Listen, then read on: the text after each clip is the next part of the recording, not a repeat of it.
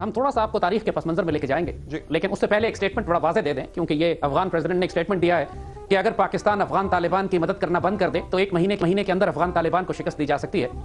हम बड़ा वाज़ेह इसको बताते हैं, इस एहसान फरामोश, इस मौसम कुश सांप को हम ये बताएं कि अगर हमने अफगान तालिबान हुकूमत एक महीने कायम नहीं रह सकती थी। हकीकत यह है कि हमने पिछले 15 साल में 9/11 के बाद से लेकर आज तक 1 लाख से ज्यादा असलहे और सप्लाईज के कंटेनर काबुल हुकूमत के लिए भेजे हैं। पूरा भारत मुझे इसी लाल टोपी वाले से जानता है कि आप ग़ज़वा हिंद का जो रसूलुल्लाह सल्लल्लाहु अलैहि वसल्लम के हवाले से एक हदीस है उसको आप कोट करते हैं और आपका ये यकीन है कि ग़ज़वा हिंद हो के रहेगी। और जो स्टेप लिया गया है जो कि इंडियन प्लूरलिज्म, इंडियन सेक्युलरिज्म के मुंह से नकाब नोचा है, ये उसके खिलाफ है। राहुल गांधी साहब ये नहीं कह रहे हैं कि कश्मीरियों का फैसला कर दिया है, उन्होंने ये कहा है कि 370 को अबॉलिश करके गलत किया गया है। मैं थोड़ा सा ऐड करना चाहूंगा, जो जनरल साहब ने भी ये बात कही है कि कांग्रेस की गवर्नमेंट जो थी वो उसको बेहतर अंदाज में हैंडल कर रही थी। हकीकत में ये सूरत हाल तो ऐसी ही थी, ये जरा उसको क्रूड तरीके से कर रहे हैं, रशियाना अंदाज में कर रहे हैं, जुल्म और जबर के पहाड़ तोड़ रहे हैं। और वो क्या थे, उसको वेल्ड तरीके से लपाट कर पेश करते थे कि अच्छा जी इसको हम इस तरह देख लेंगे, उस तरह देख लेंगे। लेकिन कश्मीरियों की हालत जार में फी नफ्से ही कोई चेंज नहीं आई थी। जय हिंद दोस्तों, जय श्री राम। क्या आपको पता है भाई, दुनिया में एक ऐसा मुल्क है वो सपना लेके सोता है हर रोज ग़ज़वा हिंद का, भारत को खत्म करने का। एटमी मुल्क है भाई, वो जज्बा बहुत है, पेट खाली है भाई। मैं तो इस देश को राय दूंगा कि भाई आप लोग रात को खाना खा के सोते हो ना भाई, रात को ही सपना जरूर लीजिए कि भाई सुबह क्या खाना है, क्योंकि भाई तुम्हारा पेट खाली है और साथ में तुम्हारा दिमाग भी खाली है। तो लाल टोपी की भाई वीडियो लेके आए हैं आप लोगों को, क्या रेकमेंड सस्में का वीडियो शुरू करते हैं। जो मैंने हदीस पढ़ी उसके 2 हिस्से हैं। एक तो ग़ज़वा हिंद के यकीनन है हिंद पे कब्जा होगा, और उसके बाद फिर हज़रत ईसा अलैहिस्सलाम के हवाले से है। तो कुछ लोगों का ख्याल है ग़ज़वा तो हिंद हो चुका, मुसलमानों ने कब्जा भी किया हिंद पे, पाकिस्तान बीच में कहाँ से आ गया। हम 1000 साल साथ हमने हुकूमत भी यहाँ पे की, फिर अपनी गलतियों से वो हुकूमत चली भी गई, तो फिर अब ग़ज़वा हिंद की क्या रेलेवेंस रह जाती है। देखिए अब्दुल बासित भाई, आपने जिन अहादीस का रेफरेंस दिया, अगेन बिल्कुल वाज़ेह बात है कि ये अहादीस एंड टाइम्स की हैं, अव्वलीन वक्त की नहीं है। आप जिस हदीस शरीफ का रेफरेंस दे रहे हैं कि मुसलमानों की एक फ़ौज हिंदुस्तान से तसादुम करेगी, उसके हुक्मरानों को जंजीरों में जकड़ कर लाएगी, फिर वो फ़ौज पलटेगी और शाम जाएगी और ईसा अलैहिस्सलाम के साथ। तो ये सीक्वेंस जो है ये पहले तो कभी नहीं हुआ, ये सीक्वेंस एंड टाइम्स का है, आखिरी दौर का है। और ग़ज़वा हिंद के जहाँ तक ताल्लुक़ है, आप इसको ग़ज़वा हिंद न कहें, आप नहीं मानते इन हदीस को, ठीक है ना माने, ये तो एक आम पाकिस्तानी भी मानने पे मजबूर होगा कि भारत पाकिस्तान से एक फैसला कुन जंग करना चाहता है, भारत अखंड भारत बनाना चाहता है। अभी उन्होंने अपनी पार्लियामेंट बनाई है, उसमें नक्शा अखंड भारत का लगा है ना। अब वो खुल के बात कर रहे हैं कि हम पाकिस्तान ऑक्यूपाइड कश्मीर पर कब्जा करेंगे, हम दरियाए सिंध तक आएंगे, हम सिंधु तक आएंगे, इंडस रिवर, ये जो इनका नथुराम गॉडसे है, अभी तक उन्होंने उसकी राख को दरिया में, गंगा में या जमुना में फेंका नहीं है, क्योंकि उसने वसीयत की थी कि मेरी राख को दरियाए सिंध में फेंका जाए। जान दे देंगे इसके लिए, क्या बात कर रहे हो आप। सो वो तो आएंगे। अखंड भारत उनका एक आइडियोलॉजिकल, इमोशनल, एक पैशनेट ड्रीम है, आप चाहें या ना चाहें। और अखंड भारत के रास्ते में सिर्फ पाकिस्तान खड़ा हुआ है।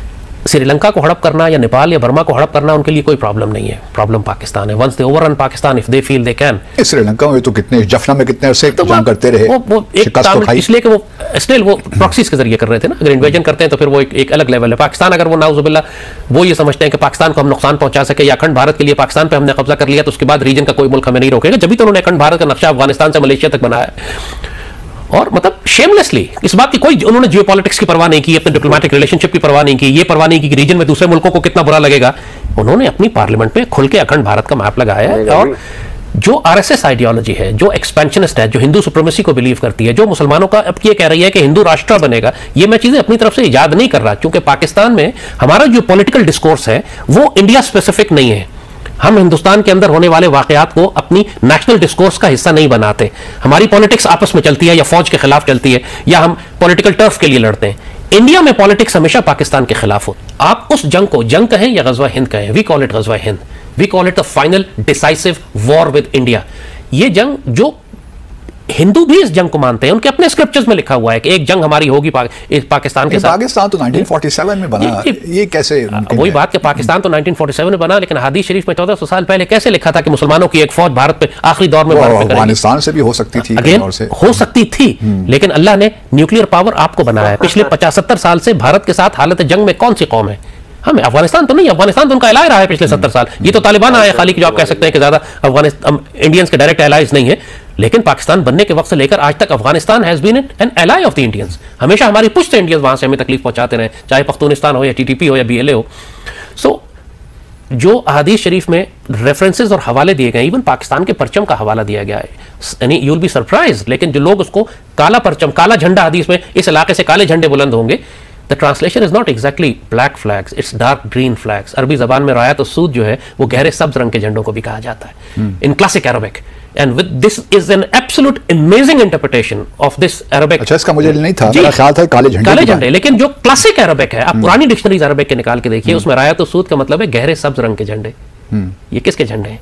अल्लाह ने इस्लामिक न्यूक्लियर पावर किसको बनाया, आपको क्यों बनाया, पाकिस्तान बना क्यों है? Actually the reason Pakistan came into being was, the only reason we came into being was कि पाकिस्तान ने सईदी रसूलुल्लाह की हदीस शरीफ को पूरा करना था। आप चाहें या ना चाहें, ये आपकी रिटन डेस्टिनी है, वेदर यू लाइक इट और नॉट। हमको अल्लाह ने एक इंडस्ट्रियल पावर बनने के लिए नहीं बनाया था, अल्लाह ने हमको इसलिए बनाया था कि हमने गज़वा हिंद लड़ना है। गज़वा हिंद कैसे आप लड़ेंगे? मतलब मैं जो हुज़ूर सल्लल्लाहु अलैहि वसल्लम ने जो पेशन गोई की उस पर तो कोई बहस नहीं हो जी, हम कैसे लड़ेंगे वो सवाल है। असल मेरा क्वेश्चन ये है कि पाकिस्तान में जो इस वक्त हालात हैं, लोगों के खाने के मसाइल, इन्फ्लेशन आप देखिए, अंदरूनी एतबार से हम खलफशार का शिकार, एटम बम तो हमने बना लिया, ठीक है, लेकिन बाकी अब्दुल बासित भाई, कम से कम हम पाकिस्तानियों को इस बात में शक नहीं करना चाहिए। अभी हमारे हमसाए में अफगानिस्तान था जिस पर 40 साल के अंदर 2 सुपर पावर्स ने कब्जा किया।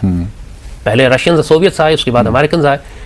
लेटेस्ट हिस्ट्री में, दुनिया के पिछले कई सौ साल की तारीख में कभी ऐसा नहीं हुआ कि एक मुल्क पे 50 साल के अरसे में 2 सुपर पावर्स ने कब्जा किया हो और दोनों शिकस्त खा के निकल गई। अफगान तालिबान या मुजाहिदीन के पास क्या था? तो दोस्तों, आप लोगों ने देखा, यानी कि भाई दुनिया में एक ऐसा मुल्क है जिसका नाम है भाई पाकिस्तान। यानी कि जिस पाकिस्तान के अंदर ऐसी सेना है जो भाई आज तक कोई भी युद्ध नहीं जीती, बट कोई भी चुनाव नहीं आ रही। यह है भाई पाकिस्तान की जो है काबिलियत, यह है भाई पाकिस्तान का रूप। 8 तारीख को जिस देश में भाई इलेक्शन हुए थे, आज 5 दिन हो जाएंगे कल, तो 5 दिन तक भाई वो अपना वजीर आजम घोषित नहीं कर पाए। और वो देश बात करता है भाई गजवाए हिंद की, वो देश बात करता है भाई ऐसा लिखा हुआ है। यानी कि भाई लाल टोपी, जिस देश का हर बंदा हर मुल्क से, हर विश्व में जितने मुल्क भाई उनसे लात खा रहा है, उस देश का वजीर आजम नाक रगड़ रगड़ के भाई पैसे ला रहा है, उनका पेट भर रहा है, और वो देश क्या करेगा?